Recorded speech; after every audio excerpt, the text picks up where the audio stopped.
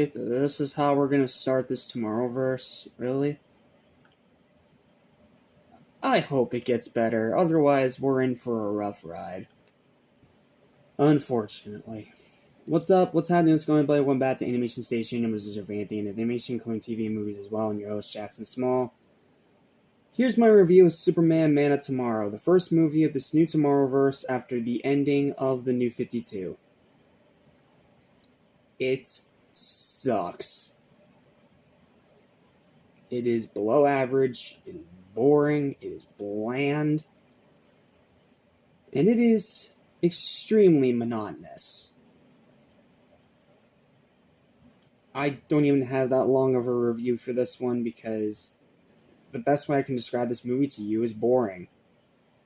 It's boring and it's just way too safe. It doesn't try to push its rating. It doesn't try to bring in adults. It just feels like the most safe Superman animated film that you can make.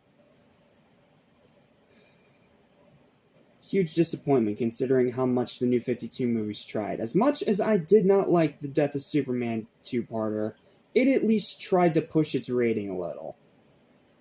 This doesn't even try. This is just bland as bland can be. It's as bland as bread. So, here's my written review. I hope you enjoy. Yikes. Tomorrowverse is not off to a good start. Pros. Lobo is great. Lobo is the best part of this movie. It's awesome to see him in a movie because he was not in the New 52. His voice acting is fantastic, and his character is dead on. He is straight out of the comics. So yeah, Lobo, best part of the movie. Voice acting is decent. Nothing against the voice actors. They're okay here. Seeing some other DC characters like Martian Manhunter is cool. Yeah, it's cool. Not really much more I can say. Action is solid.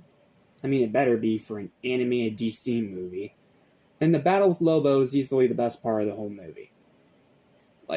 All the scenes with Lobo and Lobo's actual battle with Superman in the early part of the movie is the best part of the movie. Because it's a great fight. Lobo's spouting off all these weird lines that keeps the viewer entertained, and the battle just keeps escalating and escalating until it finally ends. And half of my enjoyment of this movie goes out the window with it. Yeah, Lobo and his battle, easily the best part of the movie. But the cons are very, very critical. The writing is flat, the animation is jarring. I get that they were trying to make it look like a comic book come to life, but it just doesn't work. It looks really rough. Characters are bland. All that interesting complexity and development from the New 52 movies is gone. Joy. There's zero attempts of pushing that PG-13 rating. There's barely any blood. There's no gore. There's no enjoyable violence to at least make this watchable. The runtime is obnoxious. It does not earn an hour and 20 minutes. No. Pacing is slower than a snail. It's a slow burn as a slow burn can ever slow burn. And it's that type of slow burn where you just don't care. And it just feels like you can feel every minute of your life wasting away watching this pile of crap.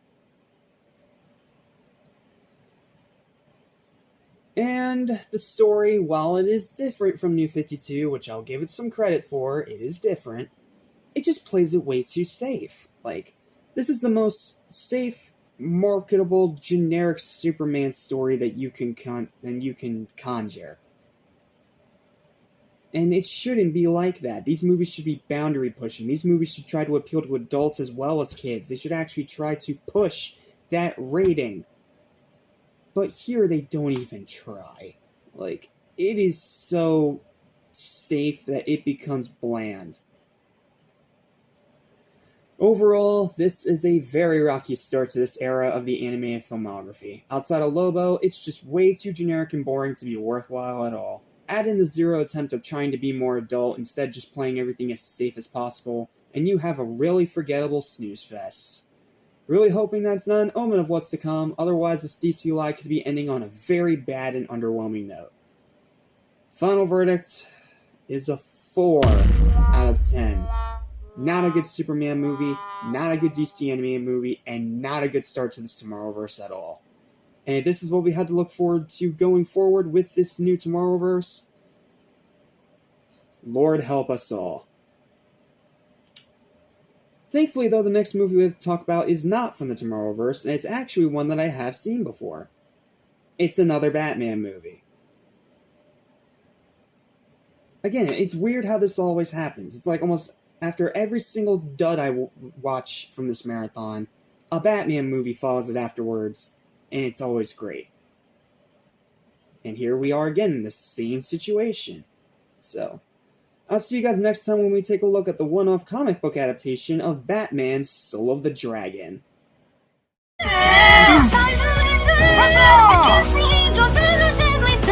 We cannot take it anymore.